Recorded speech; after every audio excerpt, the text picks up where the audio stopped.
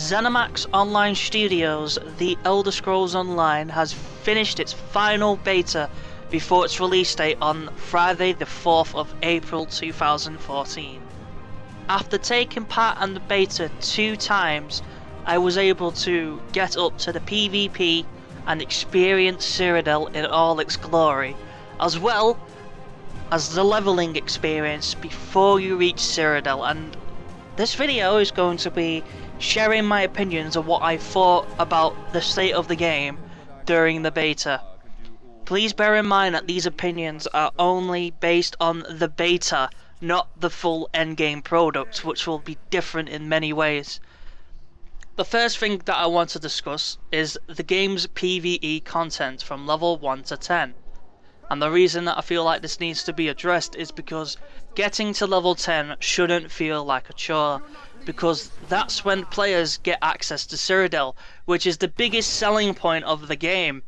And if players aren't able to reach level 10 without being bored out of their minds or frustrated, then the leveling experience is poor, and it's not keeping players interested enough to reach level 10. But on that note, the beta previous from the final one had a very terrible leveling experience for most people, and it put a few of my friends off the game, mainly because it took too long to reach level 10. I would estimate that it would take a player almost an entire day if they did nothing but play the game to reach level 10. However, this has been addressed thankfully, because the final beta cut the leveling speed in half, and it would take you up to 3 to 4 hours to reach level 10 if you did nothing but play the game all day. And that brings me to the questing experience on ESO, which I have mixed feelings about. But I want to go over the positive first, and the first one would be the fact that there are no grindy quests that I could see in The Elder Scrolls Online from level 1 to 10. Not once was I told to go out and kill a certain number of monsters, and then return for a mediocre reward. The majority of the quests were part of a quest chain, which had their own stories to them, which is excellent because it keeps the player interested and compelled to keep going to the end of the quest chain, which is what a quest should do. It shouldn't make you go, oh god, not another one of these grindy quests. Oh god, I've got to go all the way to the other side of this mountainside to pick up this float. I can't be bothered to do that. You want to see what happens next. You want to see what happens in the storyline. And The Elder Scrolls Online does this greatly. Unfortunately, it gets tied down by the fact that the dialogue cutscenes aren't that in depth. An example of what I'm talking about would be how you're talking to the NPC as he's giving you the quest. It's just basically him stood there talking to you, and it's not as great as a game such as Star Wars The Old Republic. Now, in The Elder Scrolls Online, I feel that ZeniMax Online Studios have tried to go back to the roots of Skyrim, Morrowind, and Oblivion, where you've got the standard first-person view looking at the character's face as he talks to you. He's not really moving around, he's just stood there, and all you see moving is his facial expressions and animations. While in Star Wars The Old Republic, it was more open.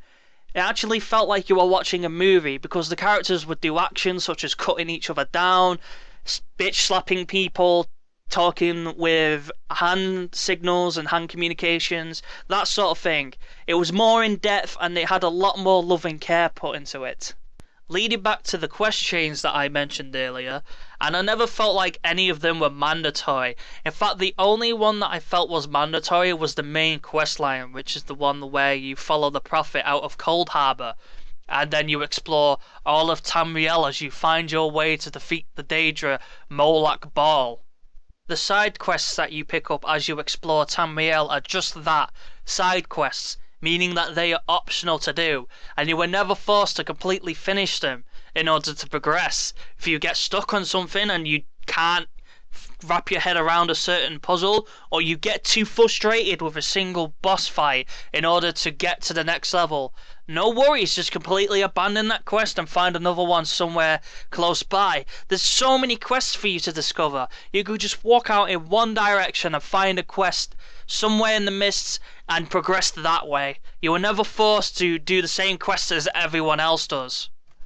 Okay, so I'm gonna move on to the thing that I didn't like about the PvE content on the Elder Scrolls Online, and that's going to be the open public dungeons.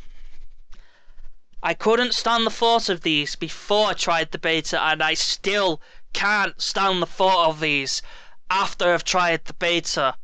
You get a quest to go into a dungeon, and you expect that you're going to be able to explore, fight your way through mobs like an epic warrior, an epic adventurer, and then you get to loot all the chests and gain rewards for yourself.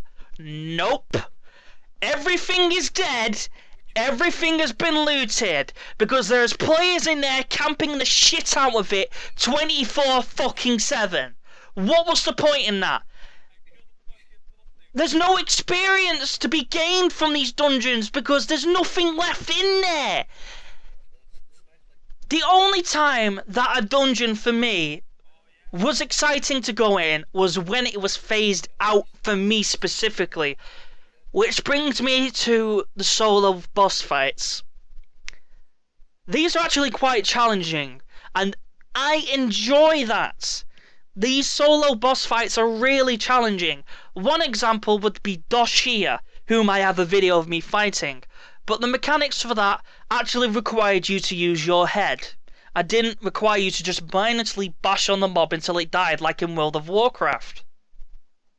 In fact, some of these fights are actually so challenging that a few of my friends who tried the beta rage quit, literally rage quit from the game, and have never played it again because the bosses was too hard. And do you know what I say to that? Good riddance. Because you don't enjoy the challenge. And if you're going to be in a raid or a endgame PvE dungeon with a group of players, and you're going to complain that the dungeon is too hard because you can't wrap your little head around the mechanics, good riddance. Bye. I don't want you there. There's no point in you being here if you can't enjoy the PvE as it was meant to be experienced. But when an open dungeon has a boss fight like this, it's almost like it isn't there because it's being camped by multiple players. You can't go, oh, let's group up and do this dungeon, because there's no point, everything's dead. But one good saving grace for this is the fact that you don't have to be in a group to share credit for kills, which is great.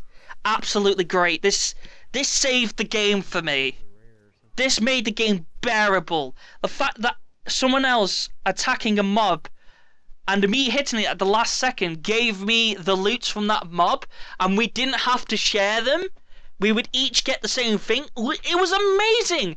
That actually made me happy to play the game. Going through these dungeons. Because the dungeons were depressing. Nothing left in them. It's... oh my god.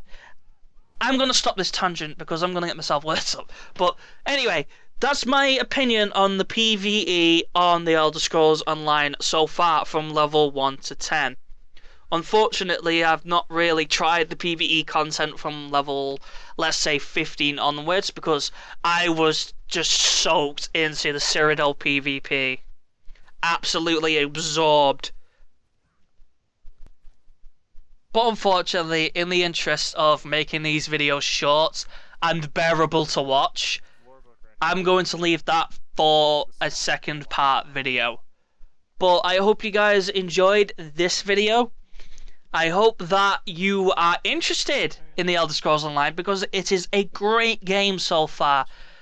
Bearing in mind there are a few things that may be a bit iffy, but that almost adds to its charm because it's not the same as a World of Warcraft clone. It isn't cloning World of Warcraft in the slightest.